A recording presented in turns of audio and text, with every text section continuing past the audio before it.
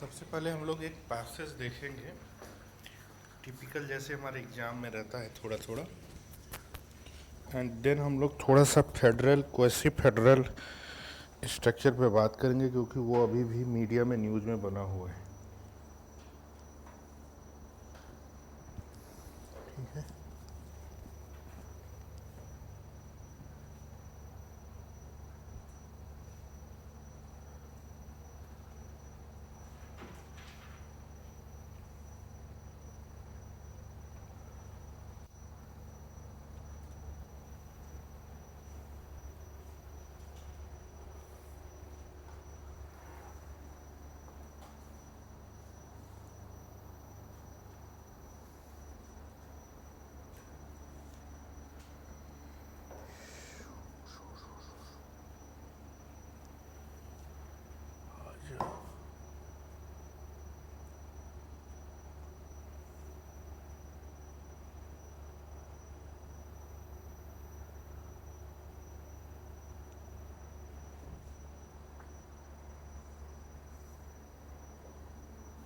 जाने से पहले टेस्ट सीरीज लेके जाइएगा।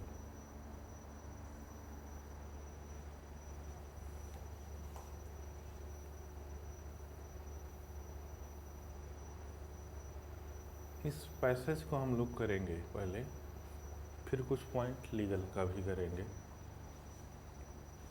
इसको रीड करिए। ठीक है। हमें लिखा है history as battlefield, the perils of reversing the past. ठीक है। इसका कंटेक्स्ट क्या है? कंटेक्स्ट ये है कि रिसेंटली आपने देखा होगा कि अब नया एकेडमिक सेशन स्टार्ट होने वाला है ना, नई पढ़ाई स्टार्ट होगी जुलाई से, राइट। तो उसके लिए प्रिपरेशन गवर्नमेंट पहले से करती है। तो अभी मार्च में क्या हुआ कि दो चीज़ें हुई कि कुछ बुक्स हैं, स्पेशली जो एनसीईआरटी की बुक है, यानी गवर्नमेंट बेस्ड जो बुक्स हैं, ठीक है ना, उनके कंटेंट में चेंज करने की कोशिश की गई। ठीक है। एक तो पहला पॉइंट। सेकेंड पॉइंट, जो न्यू एजुकेशन पॉलिसीज़ को लेकर के है, स्पेशली जो सदर्न स्टेट्स हैं जहाँ पर इलेक्शंस होने वाले हैं, वो ये बोल रहे हैं कि Hindi is imposing on them, right. क्योंकि 3 लैंग्वेज का पॉलिसी है कि एक आप लोकल लैंग्वेज पढ़ो, जैसे आप मराठी पढ़ रहे हैं, इंग्लिश पढ़ रहे हैं। थर्ड लैंग्वेज के लिए आप फ्री टू चूज, जो भी हमारे शेड्यूल्ड कॉन्स्टिट्यूशन में है, ठीक है ना। बट वहाँ पर ऐसा बताया गया कि हिंदी कंपलसरी लेना है, हालांकि ऐसा है नहीं। समझ रहे हैं कि नहीं? ठीक है। तो क्या हुआ कि जो एनसीईआरटी की बुक्स बनी ना, उन बुक्स पे जैसे हिस्ट्री लिखा है ना, तो उसका लिख दिया गया है हमारा इतिहास। इंग्लिश में ही लिखा गया हमारा इतिहास, जैसे आप टाइप करते हैं व्हाट्सएप पे। समझ रहे हैं ना। तो अब जैसे जो स्पेशली जैसे तमिलनाडु में है, तो उन्हें आवर हिस्ट्री चलेगा, लेकिन ऐसा हमारा इतिहास नहीं चलेगा। समझ रहे हैं कि नहीं? क्योंकि उसमें हिंदी आ गया फिर। Getting the point? ठीक है। और एक और पॉइंट था इसमें, न्यू एजुकेशन पॉलिसी वाला बता दिया मैंने, 3 लैंग्वेजेज वाला। ठीक है। फिर ये लैंग्वेज वाला हो गया। एक और पॉइंट था, चलिए फिलहाल। हाँ, एक पॉइंट और था। आपने रिसेंटली न्यूज़ में सुना होगा कि एक पिक्चर आई थी। कौन सी पिक्चर आई थी? जो छत्रपति संभाजी महाराज बेस्ड थी, छाव। छावा, ठीक है ना। देखी थी आप लोगों ने? आपने देखी थी? अच्छी थी? ठीक है। तो क्या हुआ ना, उससे कई बार क्या होता है, जो हमारे एड्रेनल हार्मोन्स हो जरा देख के, मतलब हो सकता है आपको गुस्सा आया हो, ठीक है ना। एज ए महाराष्ट्रियन हो सकता हो आपको गुस्सा आया हो, समझ रहे ना। तो उसको पॉलिटिकल लीडर्स कैसिन करने की कोशिश करते हैं। समझ रहे ना कि आपका अभी मेंटली आप जिस स्टेट में हो, तो उससे क्या पॉलिटिकल माइलेज मिल सकता है हमें, है कि नहीं। कुछ लोगों का ऐसा मानना था कि जो औरंगजेब का कब्र है, समझ रहे ना, जहाँ पर वो, उसको ढहा दिया जाए, गिरा दिया जाए। समझ रहे ना। कुछ लोग जानबूझ के, अब जैसे जो मुस्लिम कम्युनिटी से रहेगा, वो जानबूझ के वहाँ पर अब ज़्यादा जाने लगा। समझ रहे हैं कि नहीं। तो ये चीज़ें हो जाती हैं। That is kind of friction in the society, right. That is also we can say polarisation. ठीक है ना, कि भाई ठीक है, हिंदू हिंदुज़म पे पोलराइज्ड हो गया, जो मोहम्मदियन है वो मुस्लिम्स कम्युनिटी पे पोलराइज्ड हो गया। तो इन सबको कंटेक्स्ट में लेकर के एक आर्टिकल लिखा, एक पर्सन है जो रिटायर्ड है, एडवोकेट है, हाई कोर्ट के एडवोकेट कह रहा हूँ, जज। उनका ये आर्टिकल लिखा हुआ है। ठीक है ना। इसको हम लोग पढ़ेंगे, फिर इसके बिहाफ पे कुछ क्वेश्चंस करेंगे, देन वी विल डिस्कस कि क्वासी फेडरल, फेडरल, ठीक है ना, और स्टेट्यूटरी, ये सब चीज़ों में क्या बेसिक डिफरेंसेस हैं, ठीक है। तो अब हम इसको स्टार्ट करेंगे। तो ये in March 2025 a wave of text book revisions such as omitting मतलब क्या होता है? निकाल देना, ओमिट कर देना, मिटा देना, निकाल देना, है ना। और vilifying figures like Babur and Aurangzeb while glorifying select native rulers, ठीक है ना। नेटिव रूलर्स का मतलब आप समझ ही गए होंगे, जैसे नेटिव रूलर्स हमारे छत्रपति संभाजी महाराज हो गए, समझ रहे ना, वो हमारे लोकल के हैं। ये आपको पता ही है कि औरंगजेब, बाबर, ये लोग मुगल्स थे, ठीक है ना। तो मुगल्स आउटसाइडर थे जो अफगानिस्तान के रास्ते यहाँ पर आए थे, है कि नहीं। coincided with the rising public anger demanding the renaming or even destruction of Mughal tombs, ठीक है। स्पेशली जैसे औरंगजेब वाला आपने केस देखा होगा, ठीक है, कि रिसेंट में जो न्यूज़ आया उसके बिहाफ पर ऐसा जो है आप देखेंगे बहुत ही पब्लिक में वाइड लेवल पर एंगर था, ठीक है ना। There were viral campaigns that called for, अच्छा यहाँ एक टर्म हमें लिखा हुआ है विलीफाइंग। विलीफाइंग मतलब क्या होता है? विलीफाई करना किसी को, एडिट नहीं, ठीक है। इसको लिखिए, आप लिखेंगे विलीफाई, VILIFY, विलीफाई, ये वर्ब हो गया। विलीफाइंग मतलब जीरंड हो गया, ठीक है। इसका मतलब हो गया कि to say something that is unpleasant, समझ रहे ना। To say something that is unpleasant, to say something that is unpleasant about something or somebody, about something or somebody, है ना। अब हम इसको पढ़े जरा। अब हमें ये पता चल गया कि विलीफाई करना क्या होता है ना। जो किसी के लिए अनप्लीजेंट हो, वो किसी पर्सन के लिए भी हो सकता है, किसी पर्टिकुलर थिंग के लिए भी हो सकता है, right. So in March 2025, a wave of textbook revisions such as omitting or vilifying figures like Babur and Aurangzeb. तो अब आपको समझ में आ गया, हो सकता है टेक्स्ट बुक में ऐसी चीज़ें लिखी हों जिसमें बाबर या औरंगजेब के बारे में निगेटिव चीज़ें लिखी हों, दैट इज अनप्लीजेंट, है कि नहीं। अच्छा, हम लोग यहाँ तक आ गए थे, मुगल टॉम तक, ठीक है। और आपको कंटेक्स्ट भी पता है कि रिसेंट में जो भी न्यूज़ेस चली होंगी, ठीक है। There were viral campaigns that called for vandalizing historical monuments driven by narratives that paint centuries of India's past in black and white, ठीक है। इन ब्लैक एंड व्हाइट का मतलब क्या होता है? ब्लैक एंड व्हाइट का मतलब जैसे होता है, जैसे आप कुछ लिखते हो ना, समझ रहे हैं ना, तो बेसिकली वैसे तो एक फ्रेज है, इडियम है। ब्लैक एंड व्हाइट का मतलब होता है अनरिटेन, समझ रहे हैं कि नहीं, ठीक है ना। लेकिन अगर इस कंटेक्स्ट में आप पढ़ने की कोशिश करो कि there were viral campaigns that called for vandalizing historical movements, जैसे औरंगजेब वाला टोम, ठीक है, driven by narratives that paint centuries of India's past in black and white, ठीक है।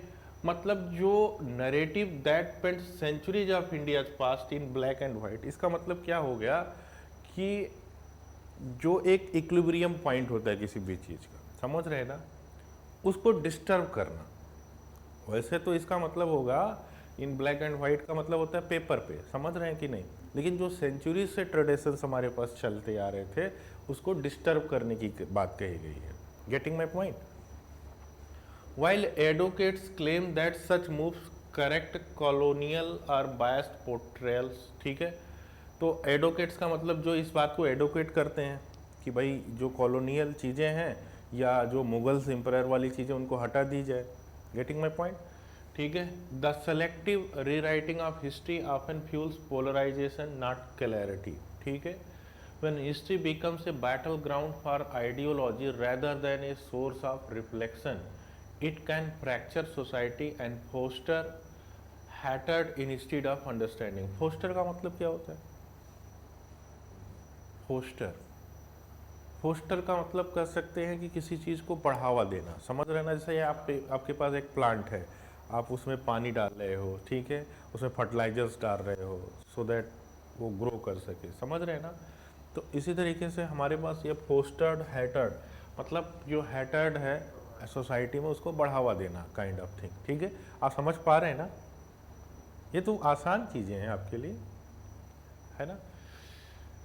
The discipline of history demands A careful and nuanced discernment of the past. यहाँ पर एक word लिखा है नुआंस्ड, इसका मतलब क्या होता है?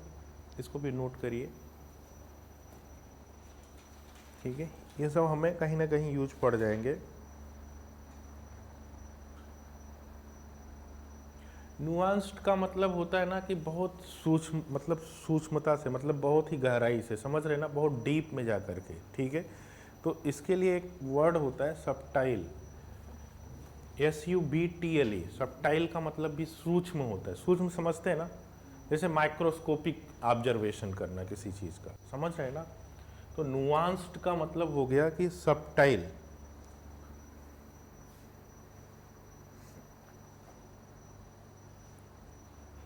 डिसर्नमेंट लिखा है, लिखा है डिसर्नमेंट। डिसर्नमेंट का मतलब होता है ओपिनियन।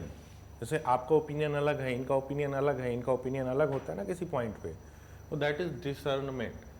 अब इसको अगर हम पढ़ेंगे तो the discipline of history demands A careful and nuanced, मतलब बहुत ही माइक्रोस्कोपिक, मतलब एक एक पॉइंट को लेकर के चलना, समझ रहे ना? ओपिनियन ऑफ द पास्ट, है कि नहीं? It is not merely a recollection of events but a study of causes, consequences and context. However, when history is weaponized in the form of revisionism, ये वर्ड आपको दिखाई पड़ रहा होगा कि हिस्ट्री इज, यहाँ पे कहने की बात कहेगी हिस्ट्री इज वेपनाइज्ड। ये वर्ड आप समझ रहे, इसी गहराई को समझ रहे ना? ठीक है? in the form of revisionism, especially with an intent to restore a perceived lost glory or correct historical wrongs by reverting to a status quo ante। इसका मतलब क्या होता है? ठीक है, इसको भी नोट करिए, ये लैटिन वर्ड है, ये डायरेक्ट भी एग्जाम में आ सकता है। स्टेटस क्यो एंटी,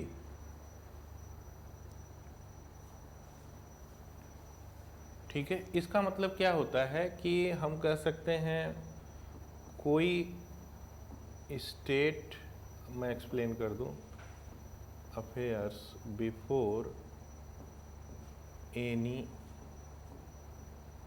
चेंज। जैसे फॉर एग्जांपल आपने देखा औरंगजेब है, ठीक है, औरंगजेब का टॉम्ब वगैरह कहीं पर है, समझ रहे हैं ना?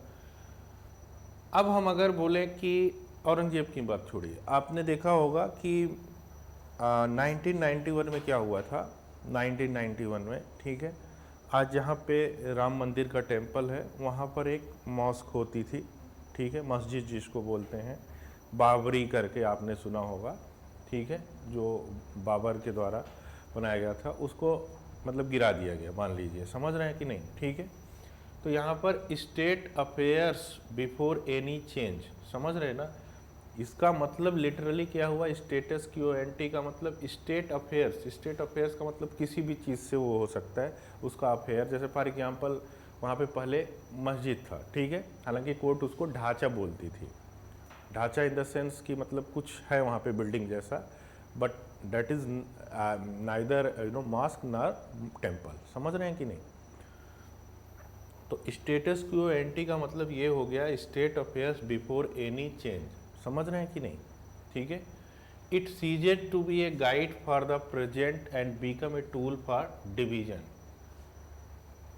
ठीक है, become a tool for division का होने का मतलब ये है कि जो सोसाइटी में डिवीजन होंगे उसके अकॉर्डिंग, समझ रहे हैं कि नहीं? Such revisionist exercises are not only dangerous but have been the root of conflicts, wars and prolonged का मतलब क्या होता है? हाँ, बड़ा, बहुत बड़ा, समझ रहे ना, prolong suffering across different part of the world, समझ रहे ना। ये लिखा है the grand norm of this discussion, इसका मीनिंग क्या होता है, इसको भी नोट करिए। ग्रैंड नॉर्म, ये एक जर्मन वर्ड है। ग्रैंड नॉर्म का मतलब होता है बेसिक, फंडामेंटल, इसको बोल सकते हैं बेसिक, या आप बोल सकते हो फंडामेंटल।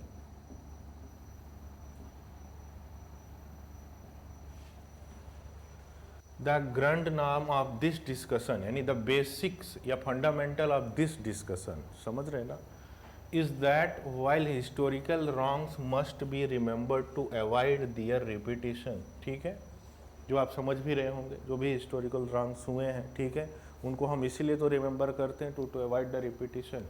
भैया अगर आपसे कोई पूछे हिस्ट्री क्यों पढ़ते हो, हिस्ट्री पढ़ के क्या मतलब, ऐसा तो है नहीं, साइंस से मान लीजिए कोई पढ़ रहा है, कोई एक्सपेरिमेंट कर रहा है, हो सकता है उससे कुछ उसको बोल सकते हैं कि वो एक होता है ना पेटेंट करवाना, आप पेटेंट करवा लिए तो उससे लाइफ टाइम आपको अर्निंग होगी। लेकिन हिस्ट्री पढ़ें तो क्या फ़ायदा होगा हमें, कम से कम हमें ये तो पता चलता है ना कि पास्ट में हमने क्या एरर कर रखा है, वो एरर आगे नहीं करेंगे हम।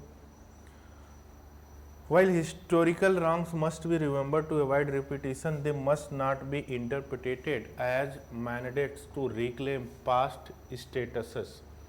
ठीक है ना, वो वही है, स्टेटस है, उसी का फुल फॉर्म है। Or boundaries, much of the chaos in today's world arises not because we forget history but because we seek to relive or reverse it।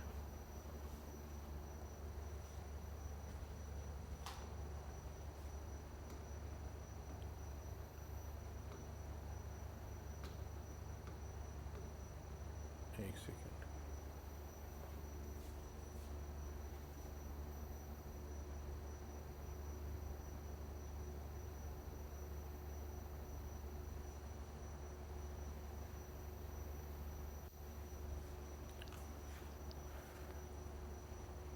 फिर देखिए, it is important to distinguish revisionist history from historical reinterpretation. Reinterpretation is legitimate academic exercise, समझ रहे ना, जैसे books वगैरह में जो change करने की कोशिश की गई, where new evidence or perspectives reshape our understanding of the past. Revisionist history however specially in the political sense seek the reinterpret the past to justify present day political agendas.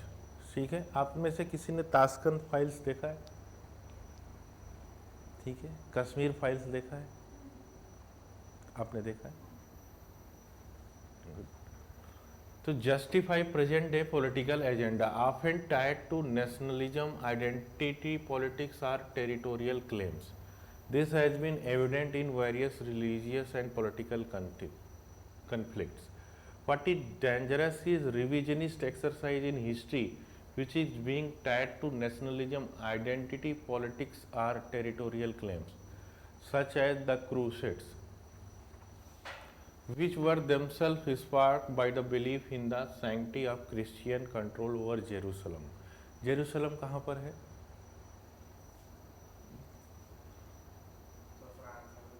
हाँ, आप बता सकती कहाँ पे, आपको idea?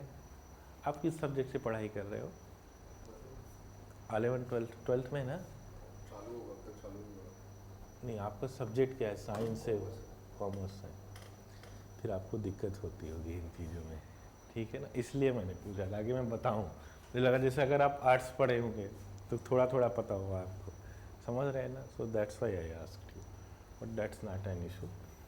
Jerusalem जो है, आपने इजराइल और फ़लस्तीन का नाम सुना होगा, ठीक है ना, तो कंट्रोल में इजराइल के है फिलहाल तो, ठीक है ना।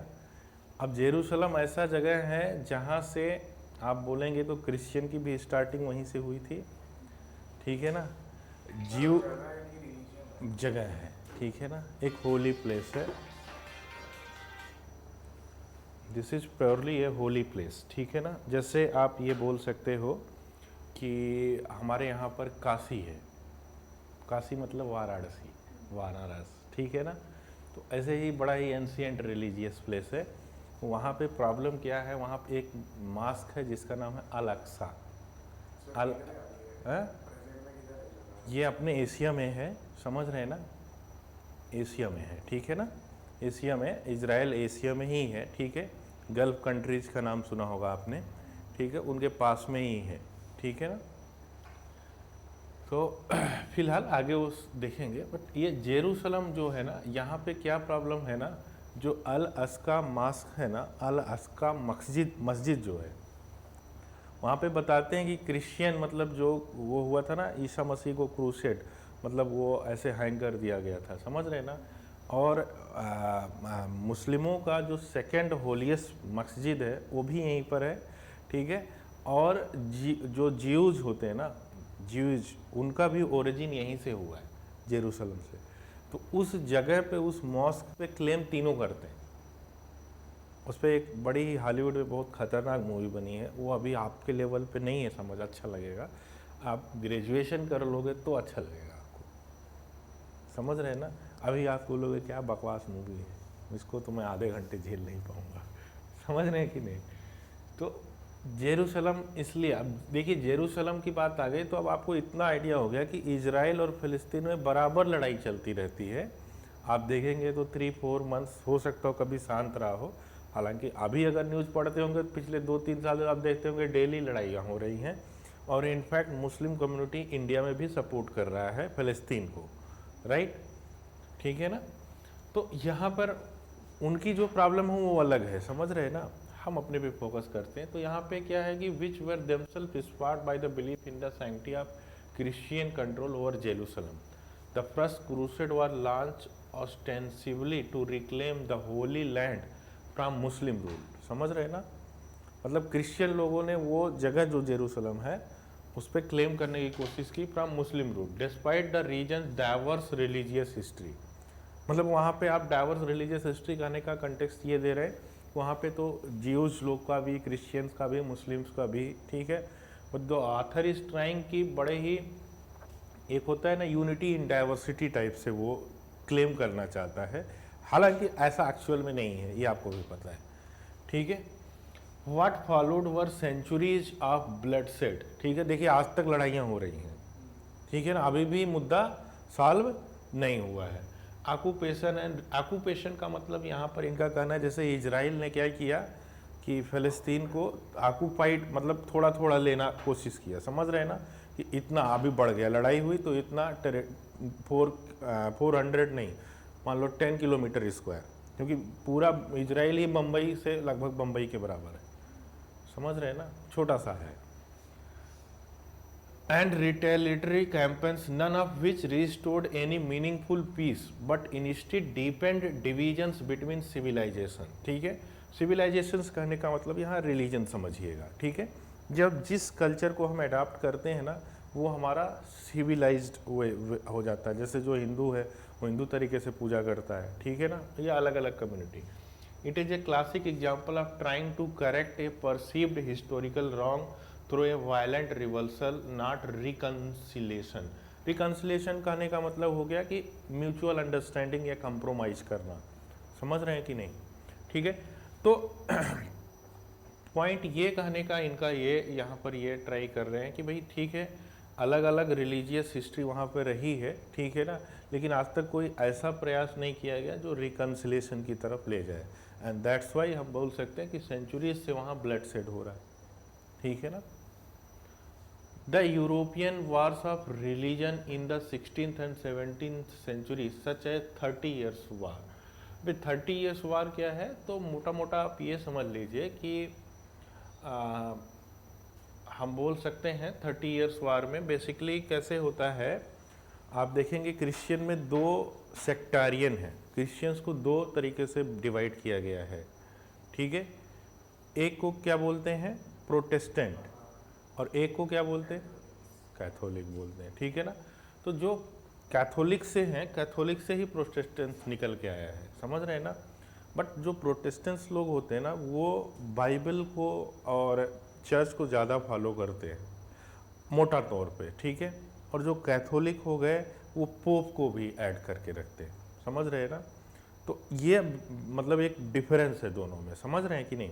अब एक ही कम्युनिटी के लोग हैं, क्रिश्चियंस ही हैं, लेकिन अलग अलग सेक्टारियंस के हैं, उनमें आपस में लड़ाई हो गई, समझ रहे हैं ना। तो जो वही बात यहाँ लिखी है 30 ईयर्स बाद, ठीक है। Further demonstrate the danger of historical grievances being revived under the banner of religious or political legitimacy, ठीक है। The Protestants Reformation challenged centuries of Catholic dominance in Europe, leading to a brutal struggle to restore previous religious hegemonies, ठीक है। इसका मतलब क्या होता है, लिखिए, इसको भी लिखिए, hegemonies।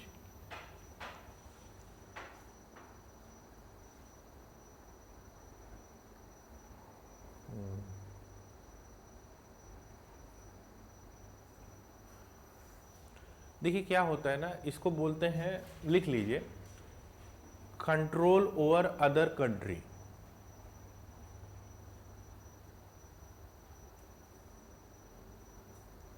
Control over other country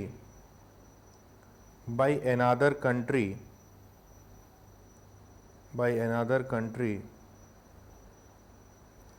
or institution।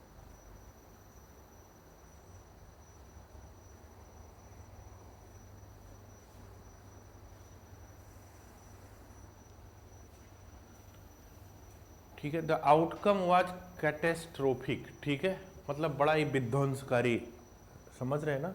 ऐसा मिलियंस पेरिस्ड, इकोनॉमीज वर रूइंड। अब लड़ाइयाँ होंगे तो इकोनॉमी फ्लोरिंग होगा ही नहीं, ठीक है। And societies were devastated. Here again the danger was not in recognizing the grievances of the past but in weaponizing them to reshape the present based on historical construct, समझ रहे हैं ना। rather than moving forward with mutual tolerance and understanding, European states plunged backward into a cycle of vengeance, मतलब बदला लेना, समझ रहे हैं ना। vengeance मतलब बदला लेना, each side justifying their acts through selective memories of the past, ठीक है। तो ऑथर ये ट्राई कर रहा है कि ये जो चीज़ें आपने देखा इजराइल फ़लस्तीन वाला, फिर यहाँ पर आप देख रहे हैं कि यूरोपियन कंट्रीज़ में किस तरीके से जब इनमें आपस में ही लड़ाइयाँ होने लगी, समझ रहे ना, तो कैसे इनकी इकोनॉमी रिउंड कर गई, समझ रहे ना। सोशल जो स्ट्रैटम था वो ब्रेक कर गया, ठीक है। इस चीज़ को कहीं ना कहीं वो इंडिया को एक वार्निंग देना चाहता है। Getting the point. अब देखिए यहाँ पे इन्होंने 20th सेंचुरीज का एग्जाम्पल दिया है, यानी 1900 से लेके 2000 के बीच का। जैसे फॉर एग्जाम्पल सबसे ज़्यादा फेमस है नाजी जर्मनी वाला, ठीक है। Perhaps the most infamous example of dangerous revisionism is Nazi Germany. Adolf Hitler ideology rested heavily on the notion of reclaiming the glory of German Reich. इसका मतलब होता है जर्मन स्टेट, समझ रहे ना। मतलब क्या होता है ना, कई बार आप देखेंगे कि कुछ लोगों के अंदर एक मेगालोमैनिया होता है। मेगालोमैनिया समझते हैं क्या होता है? मेगालोमैनिया इन द सेंस हो गया ना कि उनको अपने आप से लगता है कि मैं सबसे बेस्ट हूँ। वो हैं कि नहीं है, दैट इज अनदर सब्जेक्ट, समझ रहे हैं ना। अब क्लास में बैठते होंगे 10 बच्चे, 10 स्टूडेंट है ना, कुछ को किसी को अपने आप वो बता पाता है कि नहीं बता पाता है, कर पाता है कि नहीं, वो मतलब नहीं उससे, या हो सकता है वो कर भी लेता हो, लेकिन उसके अंदर एक एटीट्यूड रहता है कि मैं हूँ, समझ रहे हैं ना। तो ये एडोल्फ हिटलर के अंदर भी था, जो ओरिजिनली अपने आप को आर्यंस बोलता था, समझ रहे हैं ना, कि असली वाले हम ही हैं, समझ रहे हैं कि नहीं। और वो ज्यूज लोग होते थे ना, जो ज्यूज हैं, ठीक है, उनसे स्पेशली उसको नफरत थी, हेट था, क्योंकि जब वो स्ट्रगल कर रहा था तो वो ओरिजिनली नेटिव था, मतलब जर्मन का मूल निवासी जिसको बोलते हैं ना, वो हिटलर था। लेकिन वहाँ पर जब उसने देखा कि जो बिजनेस क्लास है या जो बड़े एलाइट क्लब के लोग हैं ना, उसमें ज़्यादातर ज्यूज लोग हैं, इसलिए उसको इतना नफरत हो गया कि उसने होलोकॉस्ट करवा दिया। होलोकॉस्ट का मतलब उनको एक गैस चैम्बर में डाल दिया और फिर सबको मार दिया गैस छोड़कर। इस पर भी पिक्चर बनी नहीं। अभी आप देखोगे आपको मज़ा नहीं आएगा, लेकिन जब आप ग्रेजुएशन करोगे तो आप मैच्योर हो जाओगे तो आपको मज़ा आएगा, समझ रहे हैं कि नहीं। तो यहाँ पर ये तो मतलब 15-16 सेंचुरी या जो है 9th सेंचुरी 900 सेंचुरी वगैरह की बात की गई। यहाँ पर देखते हैं perhaps the most 20th century में, and correcting the humiliation of treaty of Versailles. ये ट्रीटी ऑफ वर्साइल्स क्या है?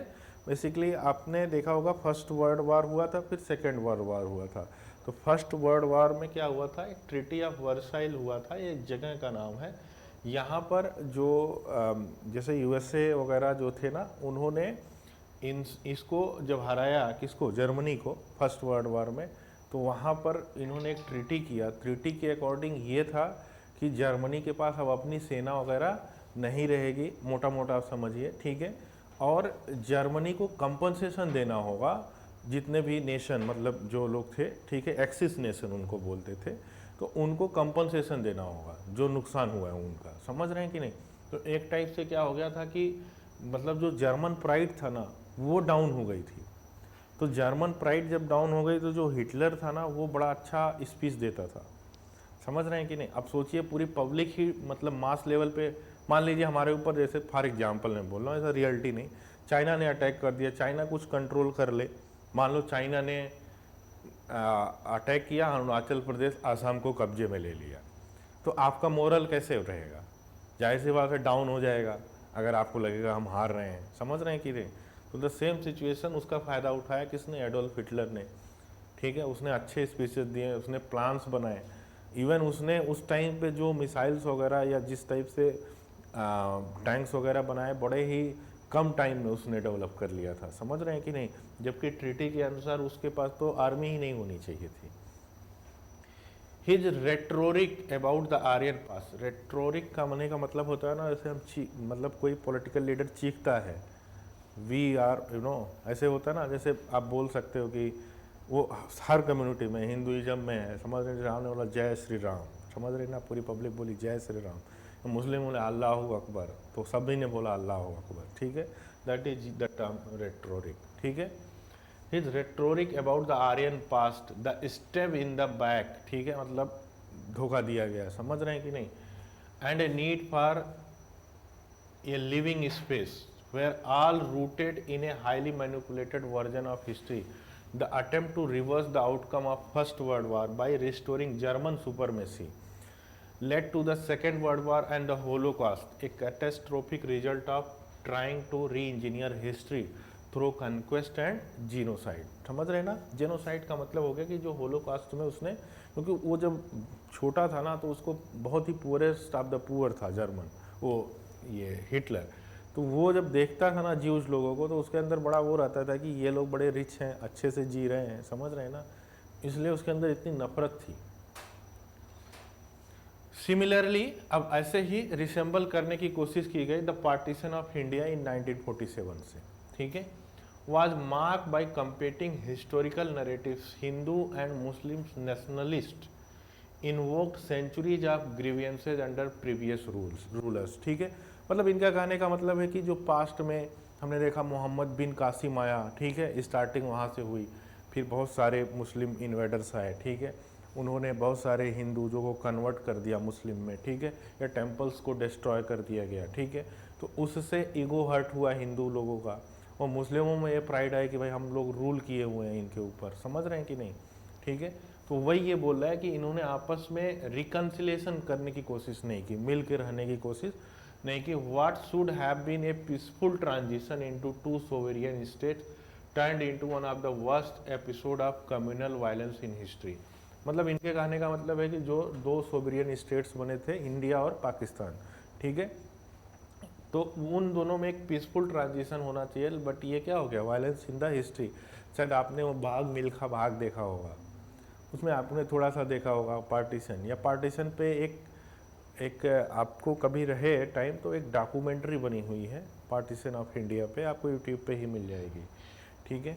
वो बहुत ही अच्छे तरीके से डिपिक्ट किया गया है कि जब पार्टीशन हो रहा है, तो मान लीजिए जैसे ये चेयर बचा हुआ है, तो चेयर के भी हाफ हाफ हो गए, समझ रहे हैं कि नहीं, मतलब ये आधा इंडिया का आधा पाकिस्तान का, ऐसा था सिचुएशन, ठीक है। वो प्रेसिडेंट वाली बग्गी जो है, जो आप देखते होंगे ना, तो एक रिपब्लिक डे का परेड होता है, ठीक है, फिर उसके एक दिन बाद जो नॉर्थ ब्लॉक और साउथ ब्लॉक है ना, वहाँ पर एक बीटिंग रिट्रीट होता है, उसका नाम है बीटिंग रिट्रीट, ठीक है।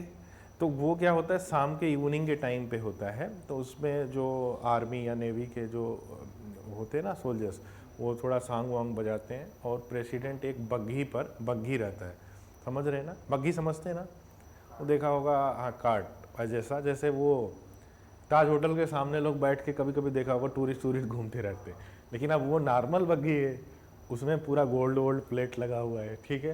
तो वो जो बग्घी था वो एक ही था। तो ये हुए किसको मिलेगा, इंडिया को मिलेगा कि पाकिस्तान को मिलेगा। तो वहाँ पे कॉइन उछाला गया फिर, और लकीली वो इंडिया जीत गया। बात समझ रहे हैं कि नहीं? ठीक है, तो ऐसे मतलब हुआ। तो the worst episode of communal violence in history, killing over 1 million and displaced more than 10 million. The violence was not about the future, it was about reclaiming identities and rights rooted in selective version of the past. अब ये आप खुद भी सोच सकते हो कि ये कितना पेनफुल है कि अगर आप यहाँ पर रह रहे हैं और अचानक से विद इन 2 डेज बोल दिया जाए कि अपना बैग पैक करो, हम लोग ये छोड़ के हमेशा के लिए जा रहे हैं, और जहाँ जा रहे हैं वहाँ पे क्या करेंगे, कहाँ रहेंगे, इसकी कोई गारंटी भी नहीं है, लेकिन यहां से जाना है क्योंकि जान बचाना है, ऐसा सिचुएशन। इन द कंटेम्प्रोरी मतलब क्या होता है, मतलब आज के टाइम, हाँ अभी जो चल रहा है, बिल्कुल। इजराइल फिलिस्तीन remains A deeply complex and tragic case of historical grievances clashing with present day geopolitics. ठीक है, ये वर्ड बड़ा इंपॉर्टेंट है, प्रेजेंट डे जियोपॉलिटिक्स, समझ रहे हैं ना। और प्रेजेंट डे जियोपॉलिटिक्स का मतलब ये हो गया कि अभी करंट में गल्फ कंट्रीज के पास ऑयल है, और आपको पता है एनर्जी के लिए ऑयल की रिक्वायरमेंट अभी भी बनी हुई है, इर्रेस्पेक्टिव की इलेक्ट्रॉनिक्स वाला आ गया है, ये वो, समझ रहे हैं कि नहीं। तो अमेरिका यूएसए है, ठीक है ना, अब यूएसए कंट्रोल करना चाहता है ऑयल्स पर, उसके हेल्प करता है इजराइल। इजराइल है तो छोटा सा ही, समझ रहे हैं कि नहीं। तो वो जियोपॉलिटिक्स हो गई। और रिलीजन का ये हो गया कि भाई जेरूसलम है, अब वो फिलिस्तीन के लोग बोलते हैं कि जो है एक हिस्ट्री उधर नहीं जाएंगे, फिलिस्तीन के लोग ये बोलते हैं कि हम पूरा का पूरा इजराइल हमारा है, समझ रहे हैं कि नहीं। तो ऐसा हो जाता है। तो वही आप देख रहे हैं कि रिलीजन वाला कॉम्बिनेशन भी बन गया और जियोपॉलिटिक्स भी बन गया, समझ रहे हैं ना। जियोपॉलिटिक्स का मतलब समझो बिजनेस, वो जो लड़ाइयाँ हो रही हैं वो भी बिजनेस है, किसी ने इन्वेस्ट कर रखा है, समझ रहे हैं ना। वो लोग रिलीजियसली फैनेटिक बन गए हैं, मार रहे हैं रिलीजन के नाम पे। बोथ इजराइल्स एंड फिलिस्तीन stake claim based on history often diverging, irreconcilable and deeply emotional. ठीक है, efforts to reverse history whether through settlements, ठीक है, जैसे इजराइल कब्जा करता है तो बोलेगा अब यहाँ हमारे लोग बसेंगे, समझ रहे हैं कि नहीं, that is settlements. Territorial claims or denial of nationhood, ठीक है। अब डिनायल ऑफ नेशनहुड का आपने देखा होगा, कल ही न्यूज आया था करंट अफेयर्स में, आप सोच सकते हो। मालदीव्स है, ठीक है ना, वो हमारे बगल में ही हमारा पड़ोसी है, उसने कल अप्रूवल दिया है, मतलब साइन किया है, अथोराइज, कि हमारे यहाँ इजराइल के लोग नहीं आएंगे, क्योंकि हम इजराइल को कंट्री नहीं मानते। पाकिस्तान पहले से नहीं मानता है, पाकिस्तान के पासपोर्ट पे लिखा होता है कि ये सभी कंट्रीज के लिए वैलिड है एक्सेप्ट इजराइल, समझ रहे हैं ना। तो डिनायल ऑफ नेशनहुड हो गया, have prolonged a conflict that can't be resolved by appealing solely to the past. In eastern Europe में आप देखेंगे तो रसिया का इन्वेजन हुआ है यूक्रेन में इन 2022, was partly justified by revisionism। अब एक्चुअली क्या है था कि 1991 में रसिया का ही पार्ट था क्या, यूक्रेन, समझ रहे हैं ना। तो यूएसएसआर उसको बोलते थे, ठीक है। तो उसके बाद क्या हुआ, कोल्ड वार हुआ, तो जो सीआईए है वहाँ की, यूएसए की जो बोल सकते हैं इंटेलिजेंस एजेंसी है सीआईए, ठीक है ना, उसने रसिया को कई पार्ट्स में ब्रेक कर दिया, उसमें से एक पार्ट है यूक्रेन भी। तो अब रसिया वाले चाहते हैं कि पुरानी चीज़ें ताज़ा करते हैं, बोलते हैं कि नहीं ये हमारा पार्ट था, तो हम इसको फिर से रिक्लेम कर लेते हैं, समझ रहे हैं ना। तो ये चीज़ was partly justified by revisionist argument about the historical unity of Russia and Ukrainian people and the invalidity of Ukrainian post-Soviet independence। यही वर्ड है पोस्ट सोवियत, ठीक है ना, पहले सोवियत यूनियन बोलते थे। This attempt to undo post Cold War borders in the name of historical continuity has led to massive human suffering, economic crisis and destabilization of entire region। ठीक है, history as a teacher, अब इसको conclude कर रहे हैं, ठीक है ना। History as a teacher, history should be a teacher and not a template, ठीक है। टेम्पलेट क्या होता है? जैसे वो उसमें सब कुछ रहता है, बस आप फिल कर दो, ऐसा ना, ठीक है ना। तो वैसा नहीं होना चाहिए, इसको एज ए टीचर हम लोग लें। The purpose of understanding past wrong is to ensure they are never repeated, not to demand restitution. Restitution मतलब क्या होता है? थ्रू एक्ट्स, हाँ, आप टू सम एक्सटेंट बोल सकते हैं। That recreate the way conflict that they seek to avenge. The obsession with returning to a perceived golden past blind nations and people to opportunity of the present and possibility of the future. As philosopher George Santayana aptly put it, those who can't remember the past are condemned to repeat it. But equally dangerous are those who remember the past only to relive it, seeking justice through reversal, not reconciliation. The greatest service we can do history is not to rewrite it but to learn from it with humility, not hubris. इसका मतलब क्या हुआ? लिख लीजिए इसको भी।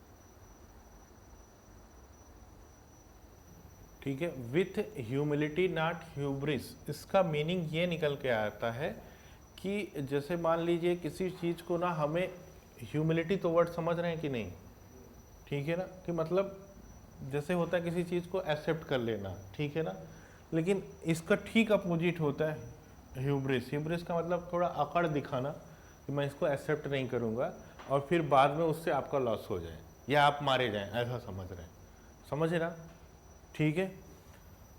तो ये एक पर्सन थे जो सीनियर काउंसिल मेडिटेटर और फार्मर जज रहे हैं पंजाब और हरियाणा हाई कोर्ट पे, उनका पर्सनल व्यू है, समझ रहे हैं ना।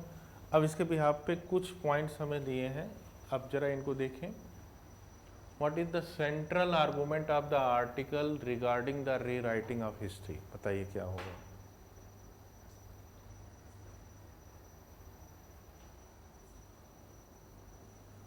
आकाश आप भी बताइए।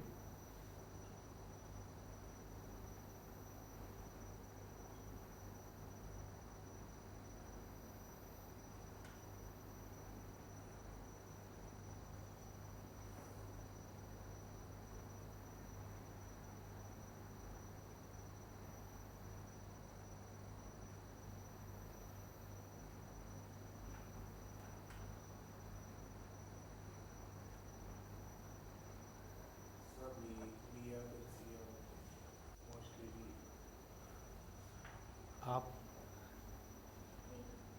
आपका भी लग रहा है।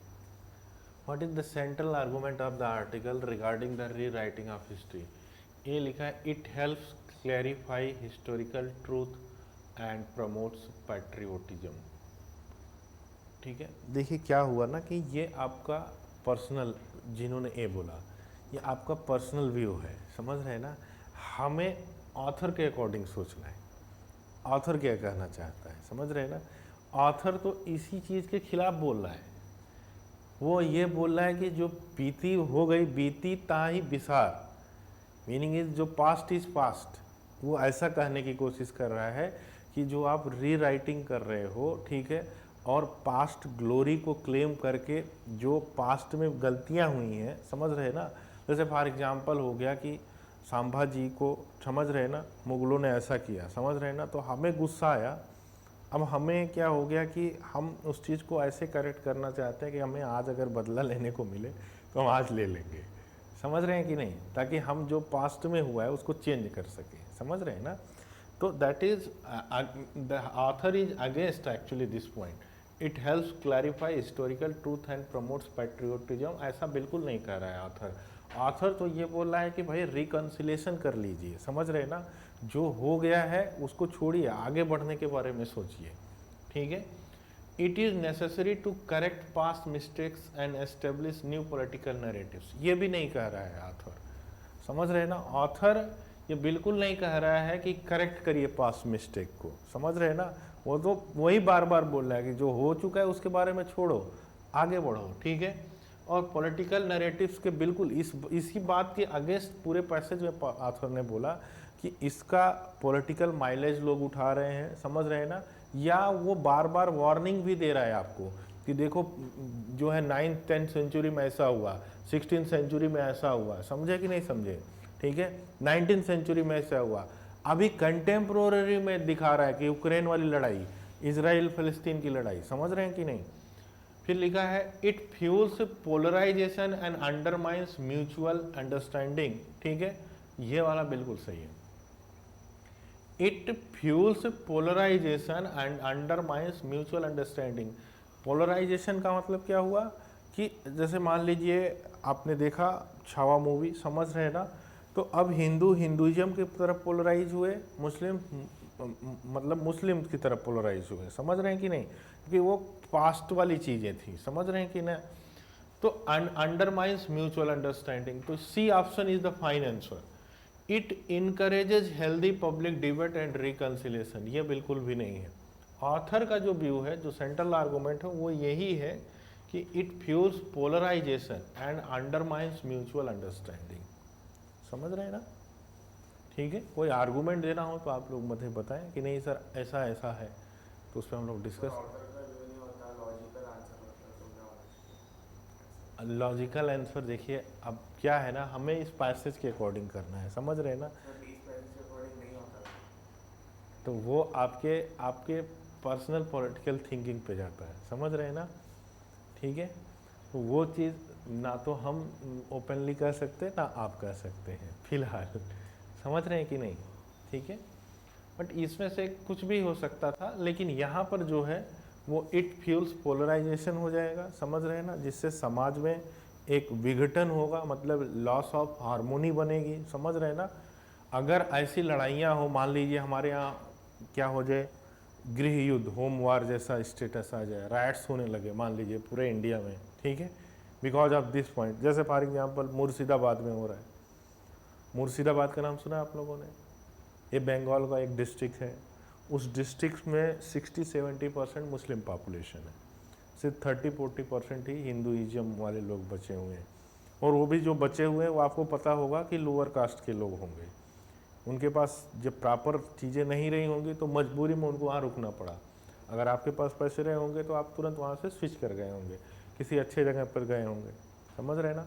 तो अभी कैसे वहाँ पे वक्फ बोर्ड को लेकर के राइट्स होने लगे, समझ रहे हैं ना, तो उनको वो जो हिंदू लोग हैं ना उनको मार कर, मतलब मार पीट के फिर उनको एक जो जैसे स्कूल कॉलेजेस होते हैं ना दूसरे डिस्ट्रिक्ट में, मालदा करके, कि मालदा आम का एक प्रजाति भी होता है, स्पीसीज, ठीक है ना, वहाँ पर मतलब वो कैंप में रह रहे हैं, just like you can say जैसे कश्मीरी पंडिट्स थे, ठीक है ना, तो वो रिफ्यूजी कैंप में रह रहे थे, the same situation is there.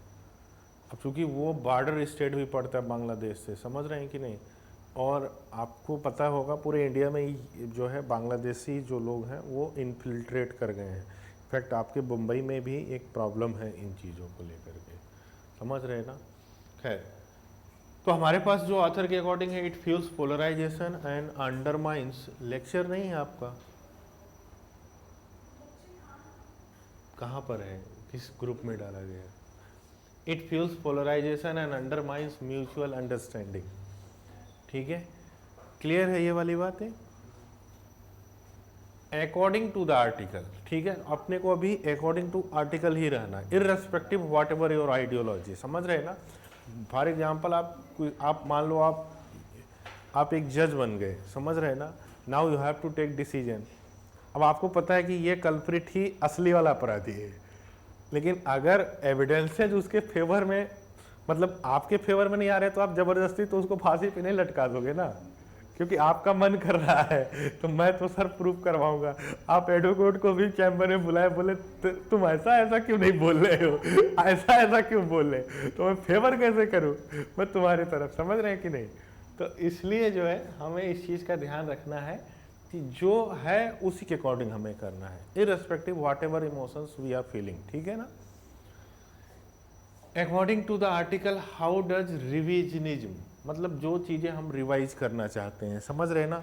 जैसे आपने देखा औरंगजेब के बारे में, ठीक है, या बाबर के बारे में बुक्स में रिवाइज करने की कोशिश की गई, ठीक है, ताकि उनका एक तरीके से कैरेक्टर असैसिनेशन करने, विलीफाइंग करने की कोशिश की गई, ठीक है। Revisionism is purely academic while reinterpretation is political motive. पहले पढ़ लेते हैं, फिर लिखा है revisionism seeks truth while interpretation distort facts. Reinterpretation offers new understanding while revisionism is often politically driven to justify current ideology। यही कहना चाहता है ऑथर, समझ रहे हैं ना। There is no real difference, the terms are use inter, ऐसा बिल्कुल नहीं है, समझ रहे हैं ना। अगर ये वाला तो बिल्कुल एब्सर्ड ऑप्शन है आपके लिए, ठीक है। यहाँ पर दो, यहाँ पर देखिए जो वर्ड हमें दिया है रिविजनिज्म डिफर्स फ्रॉम री इंटरप्रिटेशन। इंटरप्रिटेशन आप भी समझते होंगे, किसी चीज़ को आपने पढ़ा, आर्टिकल कोई पढ़ा, समझ रहे ना, उसको आपने इंटरप्रिटेट किया कि भाई ये चीज़ें सर ऐसे हो रही हैं, ठीक है ना। तो रिविजनिज्म का मतलब हो गया कि आपने फिर से पास्ट में गए, आप जो है किसी चीज़ के, और पास्ट में जा कर के फिर से उसको आपने करेक्ट करना चाहा। जैसे फॉर एग्जांपल मैं आपको बता दूं, जैसे महाराणा प्रताप या महाराणा सांगा के बारे में हमने पढ़ा होगा, ठीक है। अब महाराणा प्रताप जो है, अब जनरली आप राजस्थान में जाएंगे, अगर लोकल लोगों से पूछेंगे कि महाराणा प्रताप और अकबर में लड़ाई हुई थी, ठीक है, कौन जीता था, तो वो बोलेंगे महाराणा प्रताप जीते थे। बात समझ रहे हैं ना। जब आप हिस्ट्री पढ़ेंगे तो आपको पता चलेगा अकबर जीत गया था। गेटिंग माई पॉइंट, ठीक है ना।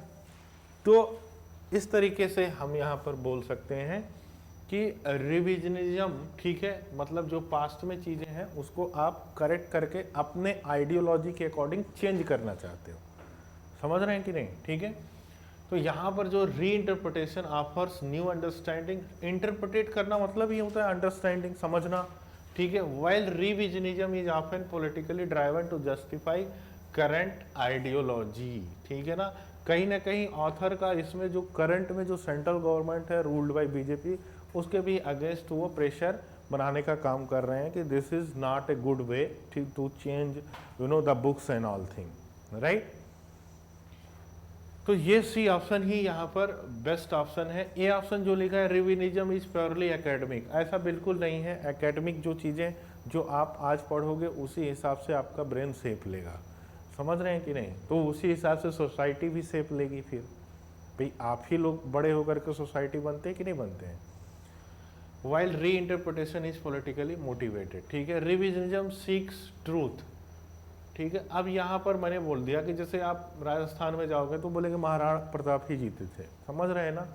अब जो भी हो, हिस्ट्री में फिलहाल तो यही बताया गया है, हम लोग जो बुक्स पढ़े कि अकबर जीता था, समझ रहे हैं कि नहीं। There is no real difference. तो ये यहाँ पर भी सी ऑप्शन सी हमारे पास आंसर है।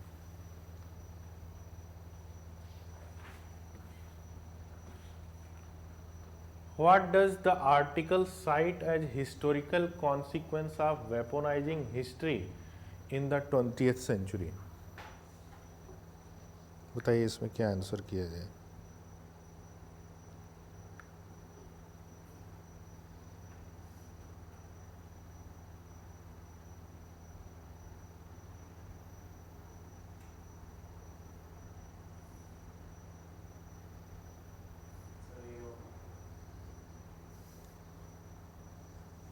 A. What does the article cite as a historical consequence of weaponizing history in the 20th century?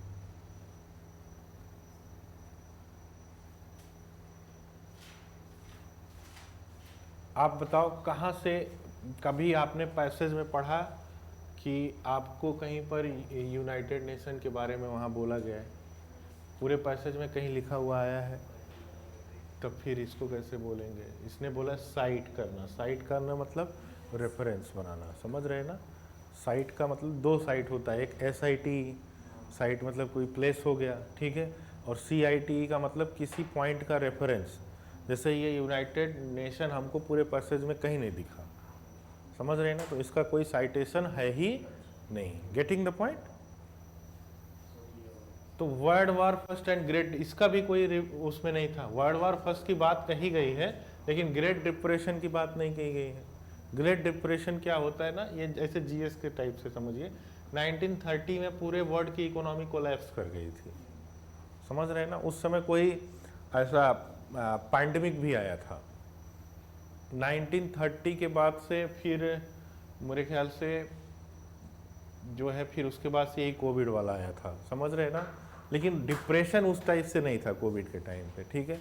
Great depression का मतलब ये हो गया ना कि आप ये समझ लीजिए, जैसे बंगाल है ना, बंगाल पहले, जैसे आजकल हर चीज़ में हम लोग मुंबई बोलते हैं, अगर कुछ इकोनॉमिक्स से रिलेटेड बात होगी तो जनरली नाम कहाँ का लेते हैं, मुंबई का लेते हैं।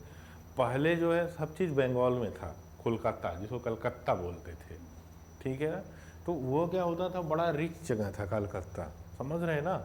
तो यहाँ पर जो ग्रेट डिप्रेशन वर्ड लिखा है, तो इसमें क्या हुआ था उस टाइम पे, जो है आप बोल सकते हो ना कि इकोनॉमी इतनी ख़राब हो गई थी कि बंगाल वगैरह के 50-60% लोग मर गए थे, उनके पास खाने को नहीं था, समझ रहे हैं ना। इसलिए आप देखते हैं, खैर, Nazi Germany ideology and world war second, इसके बारे में आपने बिल्कुल मेंशन सुना शायद कि नहीं, ठीक है। The rise of democratic states, democratic states की बात ही नहीं की गई वहाँ पर, तो लड़ाइयों की बात की गई थी यूरोप में, है ना। तो C answer is the answer, ठीक है। अभी आप ये वर्ड समझ गए, साइट का मतलब क्या हो गया, क्लियर।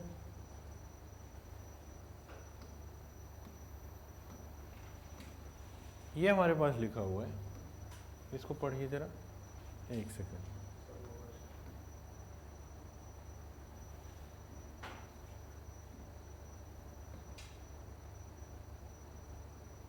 आप क्वेश्चन दिख रहा होगा।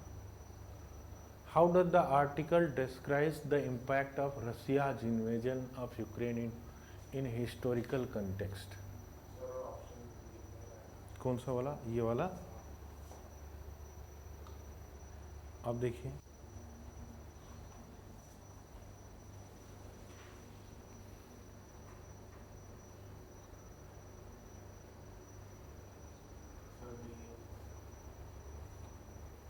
आपका क्या रहेगा, आकाश आप कुछ बोलो।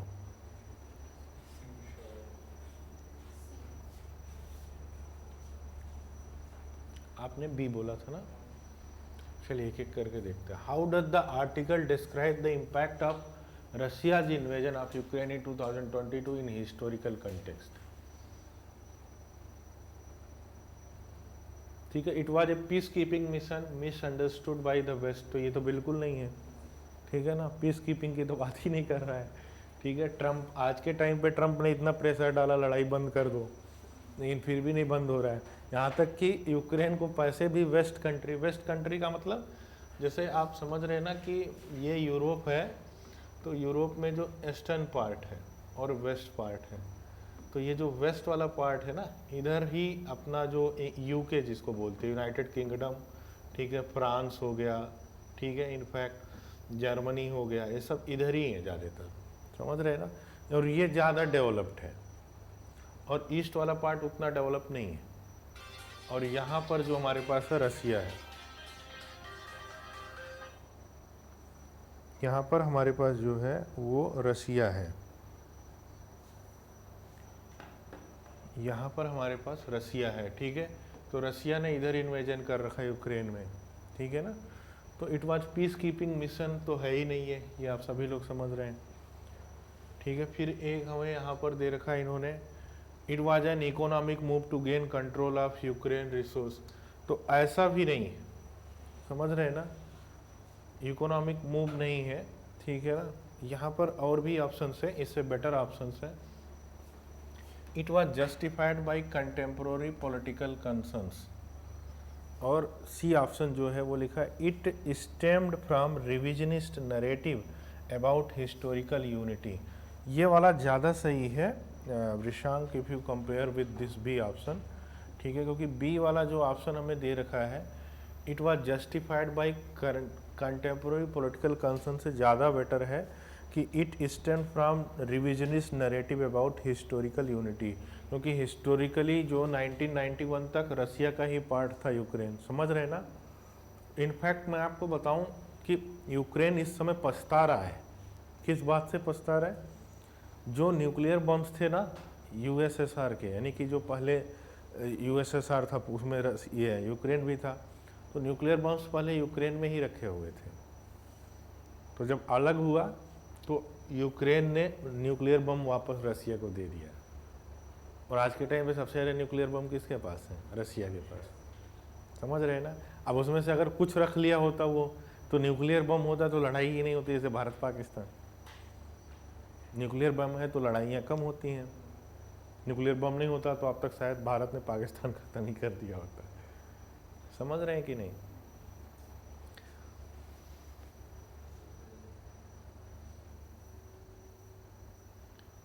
What is the suggested role of history according to author?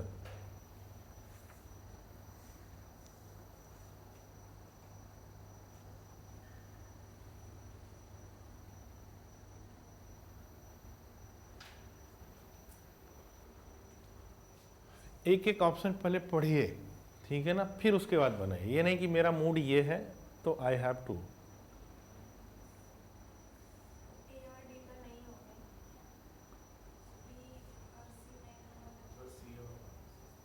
क्योंकि ऑथर जो है वो तो भड़क जा रहा है, पिछली वाली चीज़ को आप रिवाइज कर रहे हैं, तो समझ रहे हैं ना। तो to glorify the achievement of a nation ancestor, इसी बात से तो वो भड़क रहा है, समझ रहे हैं ना। तो पुरानी चीज़ें घड़े मुर्दे क्यों उखाड़ रहे हो? To be rewritten to suit current political, इस बात से तो और ज़्यादा वो परेशान है, समझ रहे हैं ना। आप समझ पा रहे हैं ना, क्योंकि to suit current political regimes, तो करंट पॉलिटिकल रिजिम मान लीजिए, जैसे अगर हम ग्लोरीफाई करेंगे मराठाओं को, समझ रहे हैं ना, तो उसको प्रॉब्लम हो रही है कि वो करंट में जो भी रिजिम है पॉलिटिकली, मान लीजिए बीजेपी है, उसको सूट करेगा, नेशनलिस्ट चीज़ें, समझ रहे हैं ना, इसी से उसको प्रॉब्लम हो रही है ऑथर को। तो ए और डी बिल्कुल इसमें नहीं हो सकते हैं, तो फिर किसको लगाया जाए? बिल्कुल सही कहा आपने कि ए और डी तो हो ही नहीं सकते। फिर to justify present day political action, तो जस्टिफाई तो ही नहीं करना चाहता है, वो यही तो बोल रहा है कि ये सब गलत है, समझ रहे हैं कि नहीं। तो बचा क्या फिर हमारे पास? To serve as a teacher and guide for the reflection not revenge, यही तो वो बोलना चाहता है ना। तो हमारा कंट्री है, इसमें अलग अलग लोगों के अलग अलग टाइप से उनके अपने खुद के आइडियाज़ हैं, ठीक है। तो कोई ज़रूरी नहीं कि वो आइडियाज़ हमसे, हमारी सोच से मैच ही करें, समझ रहे हैं कि नहीं, ठीक है। अब हम लोग दूसरा पॉइंट देखेंगे।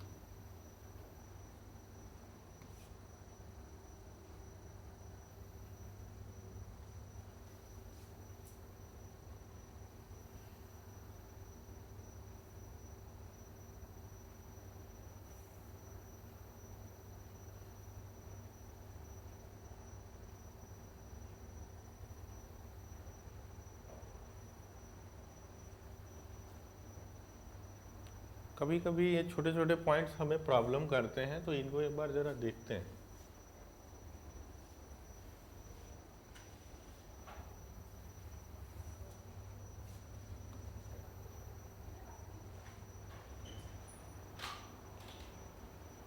इंक्वायरी के लिए आए हैं, ऊपर चलिए।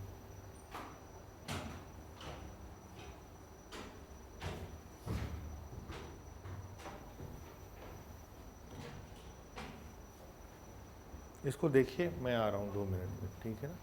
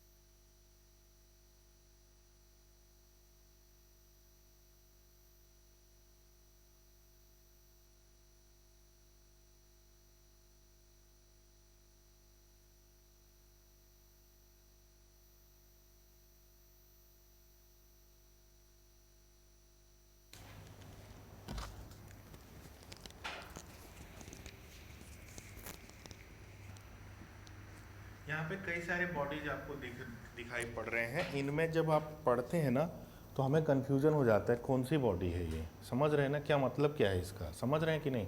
और अलग से MCQs बना करके भी पेपर में आएगा, ठीक है। तो एक बारी इस पर क्विकली हम लोग एक ऑब्जर्वेशंस लेते हैं। जैसे कॉन्स्टिट्यूशनल बॉडीज आपके पास है, तो अब इनका कॉन्स्टिट्यूशनल बॉडीज का मतलब ये हो गया कि ये किसी व्यक्ति ने ऐसे टाइम पे नहीं, जब हमारा कॉन्स्टिट्यूशन बन रहा था ना उसी टाइम पर उसमें मेंशन कर दिया गया है, समझ रहे हैं कि नहीं। बाहर से किसी ने कुछ ऐड नहीं किया है बाद में, समझ रहे हैं ना। जैसे फॉर एग्जांपल इलेक्शन कमीशन हो गया, तो अब इलेक्शन कमीशन के लिए ऑलरेडी मेंशन कर दिया गया कि आर्टिकल 324 है, बात समझ रहे हैं कि नहीं, ठीक है। तो ये मोटा मोटा आपको समझ के रखना कि कॉन्स्टिट्यूशनल बॉडी जो बोलो, अगर कभी कोई बोले तो आपको समझ लेना कि वो ऑलरेडी हमारे संविधान में, हमारे राज्य व्यवस्था में वर्णित किया गया है। गेटिंग द पॉइंट, ठीक है। जैसे फॉर एग्जांपल आपने बोला कैग हो गया, ठीक है, national commission for SC and ST हो गया, ठीक है, और कॉन्स्टिट्यूशनल बॉडीज, ठीक है। कैग का मतलब होता है controller auditor general of India, ठीक है, आर्टिकल 148 होता है। आगे देखेंगे। अब देखिए ये स्टेचुटरी बॉडीज हमारे पास होते हैं। स्टेटूटरी बॉडीज क्या होता है, क्या होते हैं, these are non constitutional bodies and they do not find any mention in the constitution, मतलब हमारे संविधान में नहीं लिखा हुआ है, ठीक है। They are also important bodies due to their function, they are created by act of parliament, समझ रहे हैं ना।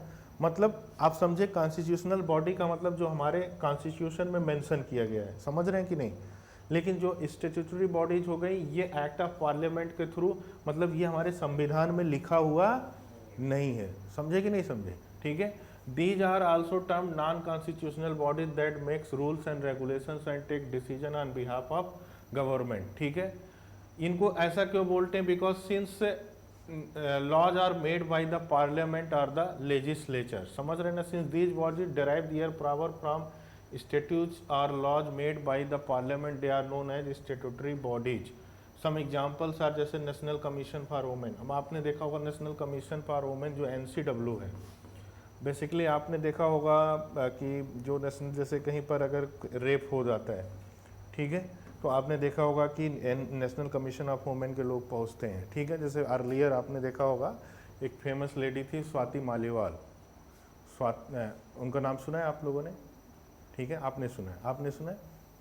वो एक्चुअली आम आदमी पार्टी में थी पहले, फिर अभी आम आदमी पार्टी के अगेंस्ट हैं वो उनका पर्सनल मैटर है, लेकिन वो बड़ा ही प्रोएक्टिव तरीके से कहीं पर भी कुछ होता था महिलाओं के अगेंस्ट तो वो पहुंच जाती थी वहाँ पर। Getting the point. तो हमसे ये पेपर में पूछेगा कि नेशनल कमीशन ऑफ वुमेन ये कैसी बॉडी है, कॉन्स्टिट्यूशनल बॉडी है कि नॉन कॉन्स्टिट्यूशनल बॉडी है।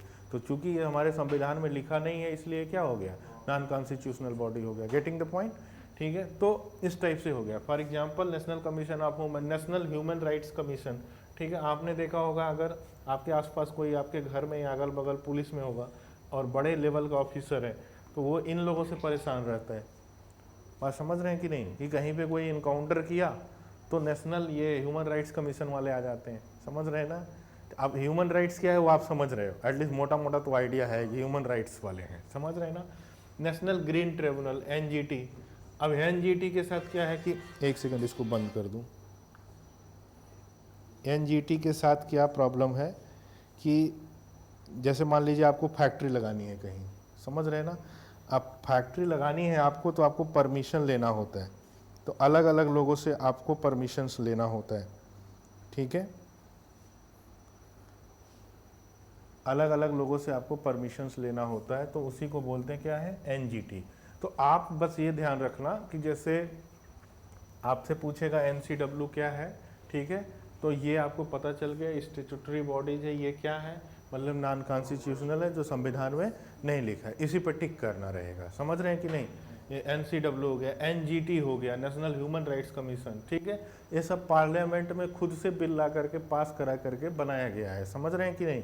क्योंकि हो सकता हो कि हम ऐसा भी बोल सकते हैं कि हमारे संविधान में डायरेक्टली जो है कि वुमेन को लेकर के उनको कुछ, उनके कुछ पर्सनल जो लाइबिलिटीज़ या हित हैं उनको लेकर के कुछ क्लियर कट मेंशन नहीं है इस तरीके से, क्योंकि वहाँ एक जनरल सबके लिए बात की गई कि इक्वलिटी बिफोर लॉ है, ठीक है ना, या राइट टू लाइफ है सबके लिए, समझ रहे हैं कि नहीं। तो वो बातें अलग हो गई, बट ये नेशनल कमीशन फॉर वुमेन ये अलग से बना रखा गया है, ठीक है, क्योंकि आपको पता है देश की स्थिति कैसी है। अब देखिए यहाँ पर कुछ इंपॉर्टेंट स्टेट्यूटरी बॉडीज हैं जो पार्लियामेंट के थ्रू पास किए गए हैं, ठीक है, जैसे सेबी हो गया, सेबी एक्ट 1992। तो आपसे पेपर में यही पूछेगा ये कैसी बॉडी है, कॉन्स्टिट्यूशनल है कि नॉन कॉन्स्टिट्यूशनल है। तो सेबी के बारे में संविधान में थोड़ी ना कहीं लिखा गया है, वो तो पार्लियामेंट्री रूल बना दिया। क्यों बना दिया? क्योंकि आपने उसी समय वो कौन केतन मेहता, वो कौन है एक जो एक वेब सीरीज आई थी, उससे लेकर के क्या बोलते हैं, हर्षद मेहता वाला, ठीक है ना। तो उसी टाइम पे देखा मार्केट में बड़ी इरेगुलरिटीज वगैरह थी, तो उसी टाइम पे गवर्नमेंट को लगा कि नहीं भाई इसको कंट्रोल करिए, नहीं तो ये तो गड़बड़ कर देंगे सब, तो उन्होंने सेबी बना दिया। बात समझ रहे हैं कि नहीं? ठीक है। नेशनल ह्यूमन राइट्स कमीशन, ये आप समझ रहे हो, ये डेट याद रखने की ज़रूरत नहीं, ठीक है। बस आपको ये ध्यान रखना है कि ये क्या है, स्टेट्यूटरी बॉडी है। नेशनल कमीशन फॉर वुमेन हो गया, नेशनल कमीशन फॉर माइनॉरिटीज़ हो गया, एनजीटी हो गया, आर्म फोर्सेस ट्रिब्यूनल हो गया, ठीक है। Unique identification authority of India जो आधार कार्ड वाला है, समझ रहे हैं ना, ये हो गया। सेंट्रल विजिलेंस कमीशन जो सेंट्रल गवर्नमेंट के ऑफिसेज होते हैं, उसमें भ्रष्टाचार को रोकने के लिए, करप्शंस को रोकने के लिए सेंट्रल विजिलेंस कमीशन हो गया, ठीक है। Commission for air quality management in national capital region or adjoining area. अब आपको पता है दिल्ली में पोल्यूशन की प्रॉब्लम बहुत ज़्यादा है, ठीक है ना, तो इसलिए उन्होंने एक अलग से पार्लियामेंट से बना रखा है national commission for protection of child rights, ठीक है। तो अब देखिए ये बना हुआ है, लेकिन हमारे, हालांकि ये नेशनल कमीशन है तो ये एक हमारे पास नॉन कॉन्स्टिट्यूशनल बॉडी है, लेकिन अब हम देखेंगे तो आर्टिकल जो हमारे पास है 24, तो आर्टिकल 24 क्या बताता है हमें कि जो एक्सप्लॉयटेशंस है ना, एटलीस्ट जो 6 to 14 ईयर्स के लोग हैं, इनको आप जॉब पे नहीं रख सकते, जैसे ऑड जॉब पे, समझ रहे हैं कि नहीं, ठीक है ना। तो हालांकि हमारे कॉन्स्टिट्यूशन में भी चीज़ों को दिया गया, लेकिन उसको कंट्रोल करना इतना आसान काम नहीं इतने बड़े देश में, समझ रहे हैं कि नहीं, ठीक है। इसलिए अलग से बना रखा है नेशनल लीगल सर्विसेज अथॉरिटी, ठीक है। इसको खास ध्यान दीजिएगा कि नेशनल लीगल सर्विसेज अथॉरिटी जो है ये अपने आप में पार्लियामेंट से पास किया गया है, ठीक है। इसी तरीके से national bank of agriculture and rural development, जिसको बोलते हैं नाबार्ड, ठीक है ना, इसी को क्या बोलते हैं, NABARD, नाबार्ड, ठीक है। तो ये क्या होता है, ये भी एक नॉन कॉन्स्टिट्यूशनल बॉडी है, ठीक है। तो आपको यहाँ पर बस ये समझना था कि इनका उल्लेख हमारे संविधान में नहीं है, ठीक है ना। तो आपको बस ऐसे टिक करना होगा, नेशनल कमीशन फॉर वुमेन कैसा है, नॉन कॉन्स्टिट्यूशनल है, उस पर टिक कर दिया, ठीक है ना। या ऐसा वो ऑप्शन में कुछ भी बना के दे। फिर देखिए एक और बॉडी आ गई, रेगुलेटरी बॉडीज इन इंडिया। तो regulatory bodies are public or government agency responsible for exercising autonomous authority over some areas of human activity in a regular or supervisory capacity, ठीक है। Some regularity bodies are independent which means they are independent of any branch of government, they are set up to enforce safety and standard, ठीक है। अब देखिए इसके examples हमारे पास क्या क्या हैं। जैसे आप देखिए नीति आयोग, ठीक है। देखो आप एक चीज़ समझो, यहाँ पर कुछ ऐसे बॉडीज हैं जो नॉन स्टेट्यूटरी हैं, मतलब इसको पार्लियामेंट से पास नहीं किया गया, इसको पार्लियामेंट से पास नहीं किया गया, और ना तो हमारे कॉन्स्टिट्यूशन में मेंशन है। जैसे आपने देखा होगा पहले होता था ना planning commission of India, planning commission of India, ठीक है। तो प्लानिंग कमीशन ऑफ जो इंडिया होता था, तो ये क्या होता था ना कि जैसे जो प्रधानमंत्री है, प्राइम मिनिस्टर है, ठीक है, उसको लग रहा है कि देश में कुछ डेवलपमेंट करना है, ठीक है, और डेवलपमेंट करने के लिए वो सीक्वेंस वाइज कुछ चीज़ें बनाना चाहता है अपने लिए, ठीक है। तो पहले देखा होगा आपने कि पहले 5 ईयर का प्लानिंग कमीशन चलता था, ठीक है, 5-5 साल पे वो चेंज करते रहते थे कि उसमें क्या टारगेट है, क्या अचीवमेंट हुए, ठीक है। तो वो चीज़ें जो हो गई वो प्राइम मिनिस्टर खुद से अपने पर्सनल करता है। तो जब से मोदी गवर्नमेंट आई है तो उन्होंने प्लानिंग कमीशन को हटा दिया और उसके जगह पर क्या ला दिया है, नीति आयोग ला दिया है, समझ रहे हैं कि नहीं। नीति आयोग, अच्छा पहले क्या था, वो पूरे 5 साल का प्रोजेक्शन करते थे। नीति आयोग में क्या कर दिया, सिर्फ 1 ईयर का टारगेट रखो, 1 साल में चेंज देखो क्या है, फिर उस हिसाब से टारगेट बदलो, ऐसा है। समझ रहे हैं कि नहीं? तो इसके लिए प्रधानमंत्री पार्लियामेंट में नहीं गया परमिशन लेने, समझ रहे हैं कि नहीं? तो जब पार्लियामेंट में नहीं गया है तो इसलिए ये नॉन स्टेट्यूटरी हो गया, समझ रहे हैं ना? संविधान में लिखा नहीं है तो इसीलिए क्या हो गया फिर ये नॉन कॉन्स्टिट्यूशनल। तो आपसे यही पूछेगा कि नॉन कॉन्स्टिट्यूशनल नॉन स्टेट्यूटरी, तो आप बोलोगे नीति आयोग है, इस पर टिक करोगे। बात समझ रहे हैं कि नहीं? ठीक है। और ये भी आप समझ गए कि ये प्रधानमंत्री ने खुद से अपने वर्च्यू से, अपने ब्रेन से डिसीजन ले लिया और उसको करते चले गए। अब चूंकि पहले कैसे था कि ज़्यादातर कांग्रेस की गवर्नमेंट ही रहती थी, तो प्लानिंग कमीशन ऑफ, मतलब ये नेहरू जी के ज़माने से लेकर के पूरा मनमोहन सिंह के टाइम तक पूरा चलता आया, समझ रहे हैं ना? तो जनरली हमें कई बार लगता होगा कि कहीं ऐसा तो नहीं है कि ये संविधान में ही लिखा गया इसके बारे में, जबकि ऐसा बिल्कुल नहीं है। ठीक है। नेशनल डेवलपमेंट काउंसिल, ठीक है, एनडीसी करके होता है। सीबीआई हो गया। अब आपने देखिए सीबीआई के बारे में कई बार सुप्रीम कोर्ट ने भी बोला हुआ है कि ये पिंजड़े में बंद तोता है, पायरट है, समझ रहे हैं ना? ठीक है। तो अब जैसे यहाँ पर आपने देखा होगा अभी कि जैसे एक पॉइंट था, some regularity bodies are independent which means they are independent of any branch of government, ठीक है। और एक वर्ड लिखा होगा ऑटोनॉमस। देखो ऑटोनॉमस अथॉरिटी, ऑटोनॉमस का मतलब होता है ना कि थोड़ा उनको ज़्यादा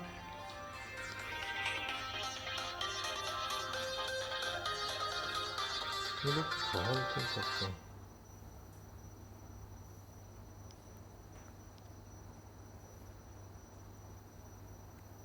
हाँ जी,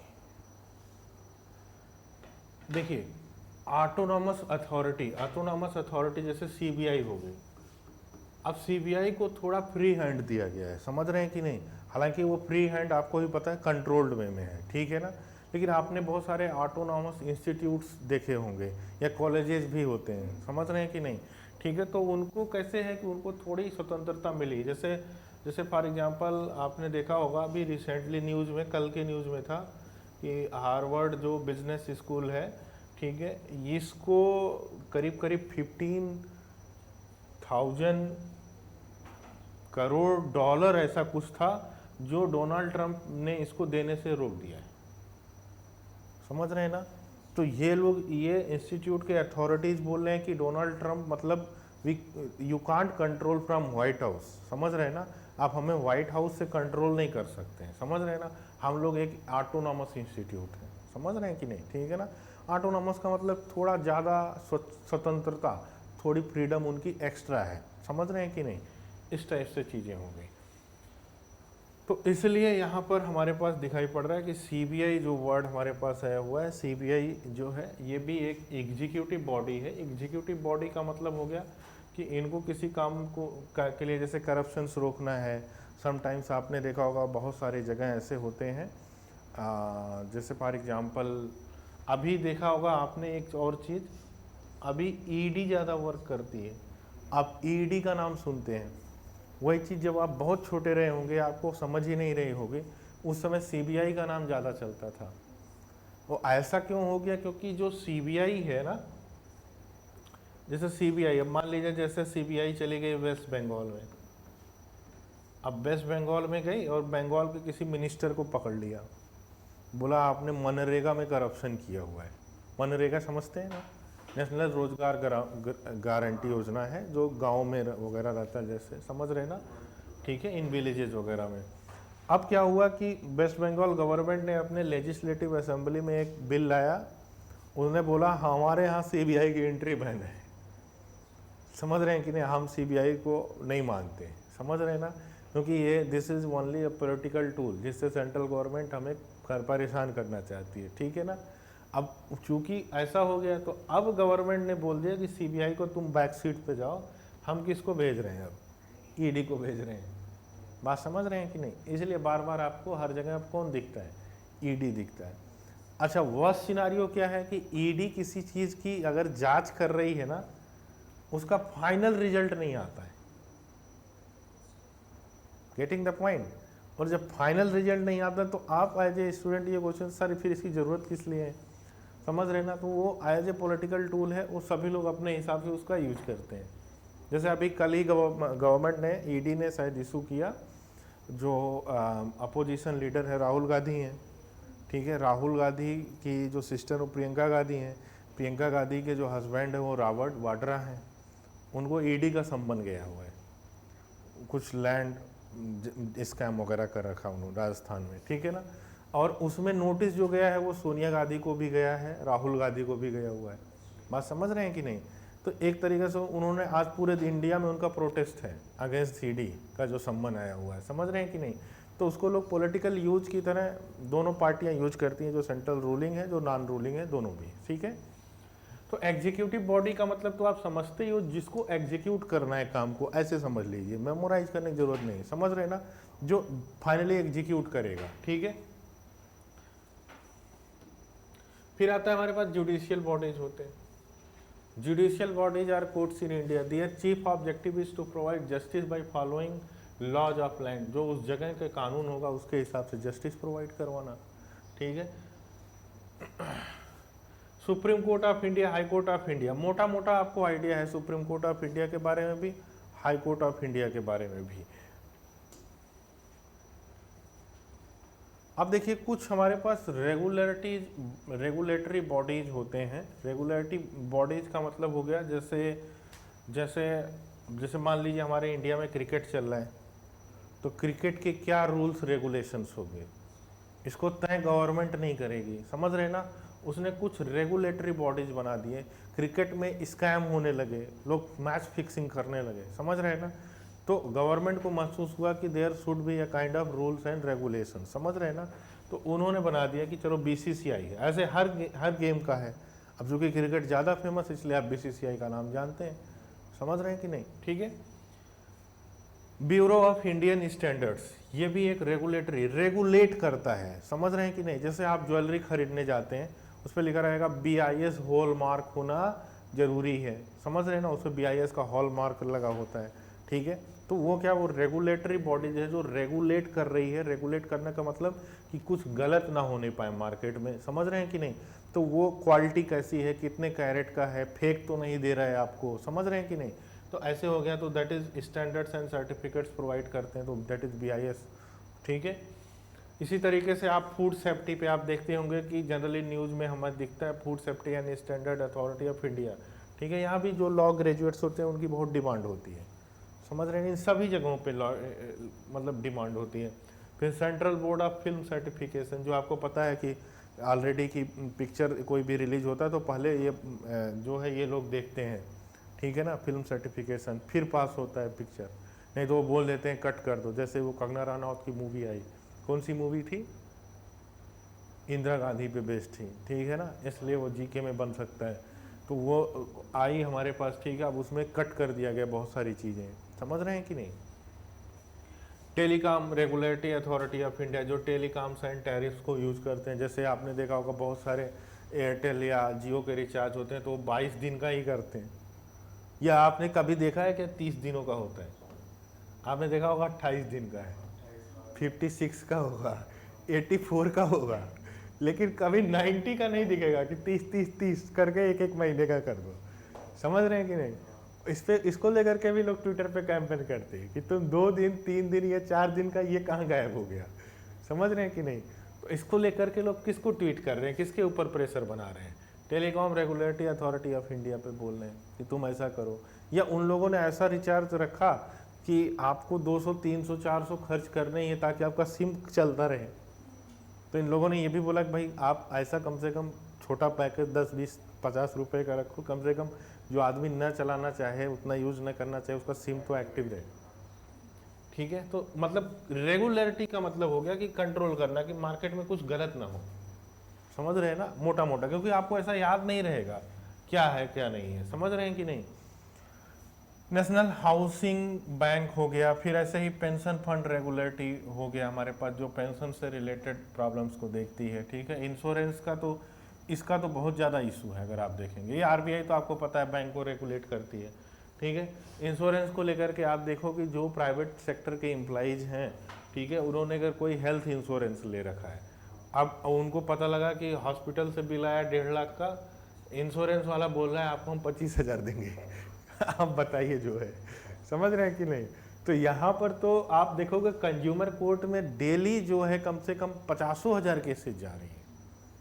तो जब इतना केस कंज्यूमर कोर्ट में जा रहा है, इसका मतलब कहीं ना कहीं हो गया कि ये लोग जो है प्रॉपर काम नहीं कर रहे हैं। क्योंकि जब आप इनके पोर्टल पर जाते हैं तो इनके पोर्टल पे फ़ोन करेंगे तो फ़ोन भी रिसीव नहीं कोई करता है, जबकि बहुत ही आप समझ रहे हो नाम से insurance regulatory and development authority of India, बात समझ रहे हैं ना, वो आपको एक टोकन दे देंगे, हम 60 डेज के बाद कांटेक्ट करेंगे, क्योंकि वो ऑलरेडी फ्रस्ट्रेटेड है, उनके पास इतने कंप्लेन आते हैं, समझ रहे हैं कि नहीं। तो इसलिए ये रेगुलेटरी बॉडीज हमारे पास होते हैं। फिर देखिए ये टर्म है, ये हमारे लिए बड़ा इंपॉर्टेंट है, quasi judicial bodies. Quasi judicial bodies can be an individual or body with powers resembling a court of law. They can adjudicate and decide penalties on guilty. They are different from judicial bodies in that their field is limited compared to court. ठीक है, मतलब court से थोड़े ये अलग होते हैं और थोड़े इनके डिसीजंस भी लिमिटेड रहते हैं, मतलब उतने पावरफुल नहीं है, एज पावरफुल एज कोर्ट। ठीक है, they can be found on a matter pending in court by court order if the court considers necessary. The court reserves the right to appoint members in such a body. ठीक है, मतलब इनका appointment भी court के through हो सकता है। ठीक है, और कौन कौन से मेंबर होंगे कोर्ट ही डिसाइड कर। दे can B tribunal for a specific domain like arbitrator. जैसे आपने देखा होगा एक मूवी थी रुस्तम, रुस्तम में आपने देखा होगा एक जज लोग भी बैठे थे, ज्यूरी भी बैठी हुई थी। अब ज्यूरी डिसाइड कर रही है, समझ रहे हैं ना, तो ज्यूरी डिसाइड, क्योंकि जज को भी नहीं समझ में आ रहा, जज के ऊपर भी इतना प्रेशर है, समझ रहे हैं कि नहीं। तो ज्यूरी बैठी हुई, जज कोर्ट ने बोल दिया चलो हम 7 लोगों की एक कमेटी बना देते हैं। ठीक है ना, फाइनल डिसीजन जज देगा। ठीक है ना, अगेंस्ट भी जा सकता है। ठीक है ना, उसका कोई लीगल मीनिंग नहीं। यहाँ पे देखिए क्लियर कर लिखा, they can be form on a matter pending in court. समझ रहे हैं ना, अब आप जज हैं, आपको खुद आप प्रेशर में हैं, समझ रहे हैं क्या करना है इसमें। ठीक है, आपने एक बीच का रास्ता निकाला, ये थोड़ा सा जो इंटेलेक्चुअल है, जज का मतलब क्या हो गया, वो इंटेलेक्चुअल वर्क करता है, उसके पास पेपर्स रहते हैं, समझ रहे हैं ना, वो पेपर देख के डिसीजन लेगा, भाई जो एविडेंस वगैरह है। ठीक है, मैंने बोला ठीक है मैं मेंबर बना देता हूँ कुछ लोगों को जो ऑलरेडी हाई कोर्ट में अच्छे नॉमी एडवोकेट्स हैं, 3 लोगों का मेंबर, जनरली वो ऑड नंबर्स में बनाते हैं, 3, 5, 7। ठीक है, अब ये लोग भी रिसर्च करें, फिर वो कुछ ओपिनियन देंगे तो उसको कुछ राहत मिलेगी। समझ रहे हैं कि नहीं। व्यक्ति एक आदमी अगर जज है तो आसान काम थोड़ी ना, उसके पास इतने कोर्ट केसेस हैं, वो बेचारा ऐसे तो उसको फैमिली के लिए भी टाइम नहीं मिलेगा। बात समझ रहे हैं कि नहीं। ठीक है, तो इसलिए तो quasi judicial bodies have education powers in such matters. ठीक है, ठीक है, जैसे रहते हैं। ठीक है, जैसे फॉर एग्जांपल इनके अथॉरिटीज जो होते हैं वो कुछ लिमिटेड एरियाज के लिए होते हैं। जैसे ये वर्ड्स आप देखो, इससे क्लियरिटी आपको मिलेगी। जैसे सेबी हो गया, अब आपने क्लेम कर दिया कि मार्केट में ऐसा किया गया कि अचानक से प्राइस को डाउन किया गया। ठीक है, फिर किसी ने परचेजिंग किया उस शेयर का और फिर वो अचानक से 500% का रिटर्न दे दिया। समझ रहे हैं ना, विद इन 3-4 डेज किसी शेयर ने, तो दैट मीन्स समथिंग फिशिंग है कि नहीं। तो इरेगुलरिटीज हुई तो वो सेबी के पास गया, सेबी ने उस मैटर में डिसीजन दे दिया कि ये ब्रोकरेज थे, इन्होंने अगेंस्ट द पॉलिसीज वर्क किया। ठीक है ना, उनके ऊपर फाइन भी लगा दिया, चलो तुम्हारे ऊपर 10 करोड़ का जुर्माना और एडिशनली अब आप आज से शेयर मार्केट में नहीं आ सकते हैं। समझ रहे हैं ना, तो वो व्यक्ति उसके डिसीजन पर कहाँ चला जाएगा, फिर कोर्ट में चला जाएगा। बस समझ रहे हैं कि नहीं। ठीक है ना, क्योंकि इनका डिसीजन फाइनल थोड़ी ना है, दे आर क्वासी जुडिशियल्स। समझ रहे हैं ना, तो कोई ज़रूरी नहीं कि ज्यूरी ही बनाए। समझ रहे हैं ना, ऐसी चीज़ें भी हमारे पास जो ट्रिब्यूनल्स होते हैं बहुत सारे, समझ रहे हैं ना, ट्रिब्यूनल्स कोर्ट्स होते हैं, समझ रहे हैं ना, उस टाइप से। नेशनल ह्यूमन राइट्स कमीशन हो गया, सेंट्रल इंफॉर्मेशन कमीशन CIC। ठीक है, आपने इंफॉर्मेशन मांग लिया, भाई प्रधानमंत्री हैं, इनका ये बताओ ये दिन का कितने पैसे का खाते हैं, क्या पहनते हैं क्या नहीं पहनते हैं। समझ रहे हैं ना, मान लीजिए आप ना नहीं सेटिस्फाइड हैं, ठीक है ना, भाई आपने सेंट्रल इंफॉर्मेशन कमीशन में लगाया, आरटीआई लगाया आपने, ठीक है, and you are not agree, ठीक है, आप फिर से चले गए कोर्ट में, ठीक है, कि मुझे चाहिए पूरी information. Getting the point. NGT ये बहुत ज़्यादा प्रॉब्लम करते हैं अगर कहीं फैक्ट्री वैक्ट्री लगना होता है, ठीक है ना। इनफैक्ट मैं बता दूं, यहाँ पे सभी जितने भी ऑफिसर्स हैं सभी लोगों ने एटलीस्ट एलएलबी कर रखी है, लेकिन ये मतलब ऐसा बोलना नहीं चाहिए, बहुत बहुत करप्ट होते हैं लोग, समझ रहे हैं ना। तो ये चीज़ें हैं, तो corruption is the part and parcel of life, ठीक है। तो आपको देखिए difference between judicial and quasi judicial bodies. Judicial decisions are bound by precedent in common law, ठीक है। देखिए कैसे होता है, आप ये समझ लो, ये जो नॉर्मल कोर्ट्स हैं हमारे पास, ठीक है, जुडिशरी, चाहे वो डिस्ट्रिक्ट सेशन कोर्ट हो, ठीक है, हाई कोर्ट हो, ठीक है। क्वासी जुडिशियल का मतलब जैसे आपने देखा सेबी हो गया है, समझ रहे हैं कि नहीं, ठीक है। अब यहाँ से हाई कोर्ट से कोई डिसीजन आ गया तो वो एक नया कानून बन जाता है। जैसे इस समय आप देखते हैं कि पूरा हमारे कॉन्स्टिट्यूशन पे ही एक क्वेश्चन आ गया है, क्या हो गया, सुप्रीम कोर्ट ने बोल दिया प्रेसिडेंट को भी बाउंड है 3 महीने के अंदर साइन करो, समझ रहे हैं ना। जबकि आप सोचो कि अगर देखा जाए तो प्रेसिडेंट ऑफ इंडिया को डिक्टेट कर रहा है सुप्रीम कोर्ट, तो बड़ी बात हो गई, समझ रहे हैं कि नहीं। प्रेसिडेंट ऑफ इंडिया क्या, फर्स्ट सिटीजन ऑफ इंडिया है, ठीक है, उसके बाद बहुत सारे कॉन्स्टिट्यूशनल पावर्स हैं, उसको सुप्रीम कोर्ट डिक्टेट कर रहा है। अब गवर्नमेंट क्या कर रही है, जो सेंट्रल गवर्नमेंट है, वो जो डिसीजन आया है ना उसके अगेंस्ट फिर से रिकंसीडर करने के लिए सुप्रीम कोर्ट में ही प्लेयर डाल दी है। बात समझ रहे हैं ना कि भाई ये आपने क्या बोल दिया, ठीक है, ये दोनों तो माननीय लोग हैं, समझ रहे हैं, इनको जुडिशियल इम्यूनिटी है कि ये तो मर्डर कर दें तब भी पुलिस नहीं इनको गिरफ्तार कर सकती है, और आप तो ऐसे डिसीजन दे रहे हैं, ठीक है ना, तो इसको रिव्यू करिए, ठीक है। तो वही चीज़ हो गई। तो यहाँ पर एक चीज़ हम ध्यान देंगे कि हाई कोर्ट ने कोई डिसीजन दे दिया, अब वो हाई कोर्ट चाहे मद्रास का हो, मद्रास का आने का मतलब मेरा चेन्नई से, ठीक है ना, चेन्नई ने दे दिया तो वो पूरे इंडिया में लागू हो गया।